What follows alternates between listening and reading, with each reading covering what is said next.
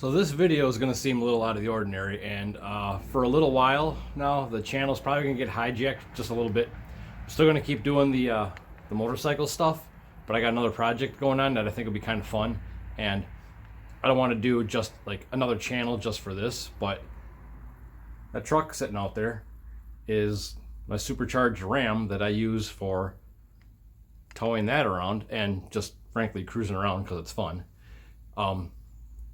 There's 368,000 miles on that truck, and the supercharger went on about a year ago, and there was already, we'll say 75,000, 100,000 miles, something like that, on a reman motor.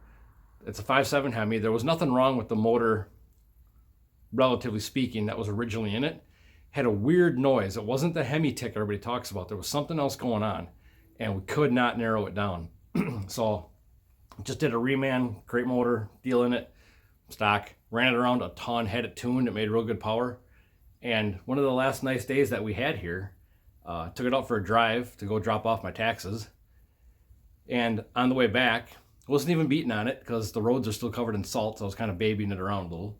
And there's a hill by my house here, and I was just accelerating to go up the hill, and I heard kind of a little bit like a clatter, almost like detonation ping or something like that, but like louder. It was a rattle. And then I lifted, couldn't figure out what it was, and just touched the gas again to roll back in it to keep going up the hill.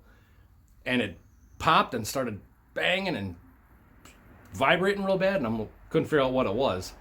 But it started smoking real bad, and I got it back home here, coasted it right into where you see it sitting here.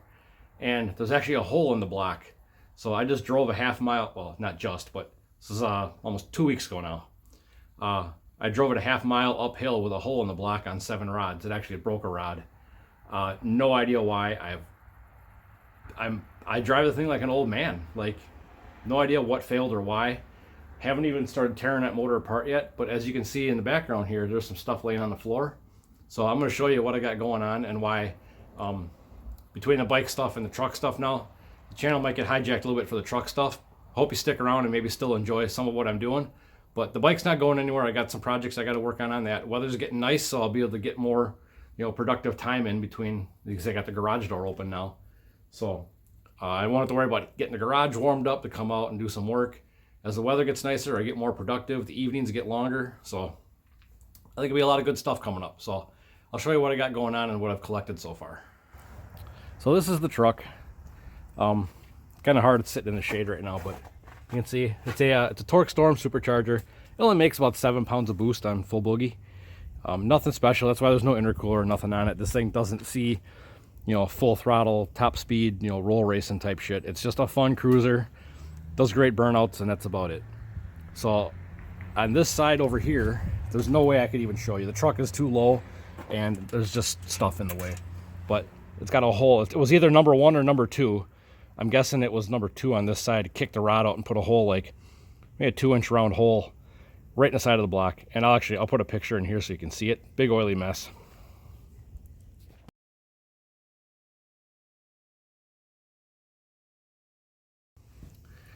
But this is what I got going on now. That is a 6.1 block that had, I think they said 16,000 miles on it.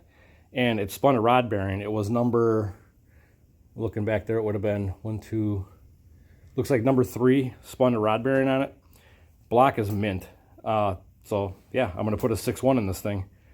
And as you can see, I've collected a shit ton of 6.1 rods and pistons.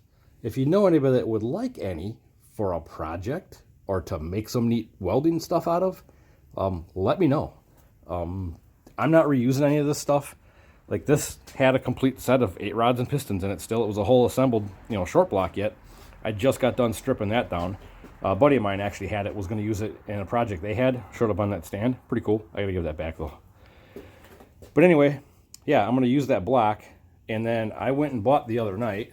But keep in mind, I did all this before I even started looking at what's wrong with my truck, because now I have a reason to do it.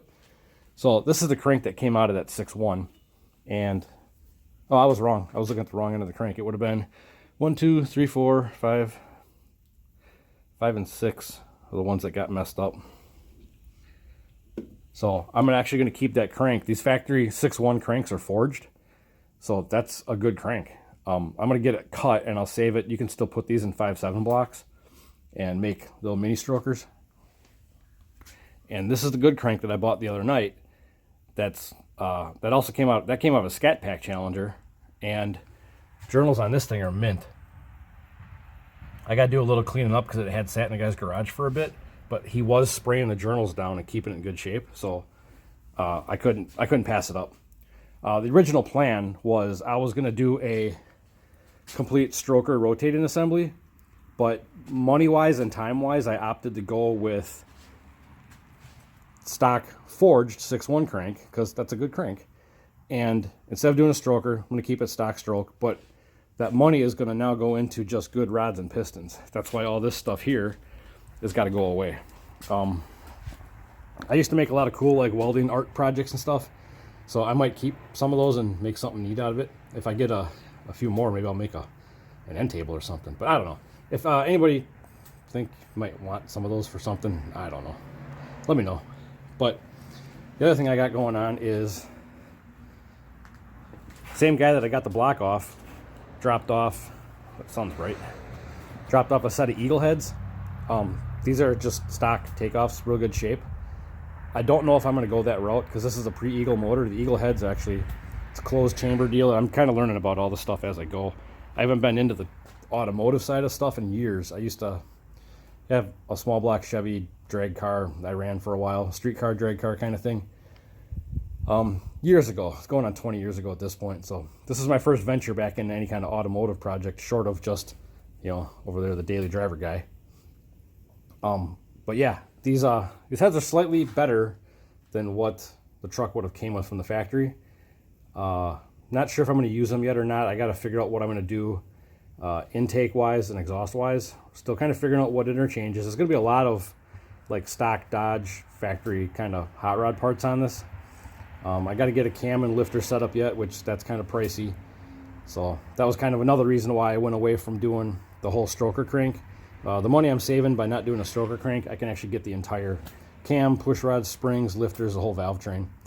So trying to budget out my dollar here and get the most bang for my buck, because it is, you know, as much fun as it is to kind of, you know, hot rod around and make boost noises and do burnouts. I really don't rag on this thing a whole lot. It's just fun to drive. It's lowered, obviously. Handle's freaking awesome. So I just want to get my driver back together and make chop chop cam sounds and do burnouts. Impress the girls and get ice cream, right? So that's kind of what I got going on now. So have no fear if you're here on the channel for the motorcycle stuff. It's still going to be here. In fact, this might be the opportunity to get me to upload more videos. So I know for a while I'd go stretches where I'd go like a month in between videos, just because when you got one thing to work on, this guy, sometimes you're just waiting for parts or nothing's getting done. So it was hard to kind of have content. I'm always usually doing something, but I go back and forth between what people do and don't want to see. But now between working on the bike, working on the truck, you might get more videos. I don't know. If you don't want to see the truck stuff, wait for the bike one. Maybe I'll try to do like an alternating bike video, truck video kind of thing or something. But mostly I need that to tow my trailer so we can go race that and have fun. But yeah, so I might even do some supermoto videos if you want. Whatever, we dirt ride those things too. But yeah, I'm pretty happy lately with how the channel's been doing as far as the interaction with people. All yesterday actually, while I was working on the bike, getting it running, I was emailing back and forth with Steve from this Phoenix Racing, is his YouTube channel. Another turbo bike. It's got a Turbo 1000 Honda, which is pretty cool in itself. But yeah, go check out his channel. He's doing some cool stuff, and yeah, just a lot of good compliments and you know, things that keep me motivated to keep bringing you guys just average working Joe projects. Yeah, so stay tuned for the truck stuff, and the bike stuff will be coming around. Hang around for the next one.